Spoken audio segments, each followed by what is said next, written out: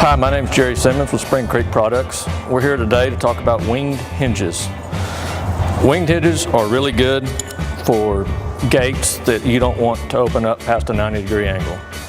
Because when you weld them on, these type of hinges will not let them go past the 90 degree, which keeps it from banging into the side of your house, cars, trailers, anything like that.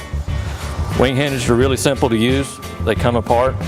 You have this piece. You have a bearing, which makes it hinge real easy. And then you have this piece with your mounting post on there. As far as when you do mount the gate, you're going to want to have something to block it up off the ground. It doesn't matter if it's wood, pipe, whatever. As long as I like to go about 4 to 6 inches off the ground. That way, if you're, wherever you're hanging a gate, if there's a little bit of an incline or whatever, your gate will still open and it won't hit the ground. Part of the hinge is what you actually weld to the gate and to the post. So it actually that would be welded to the post,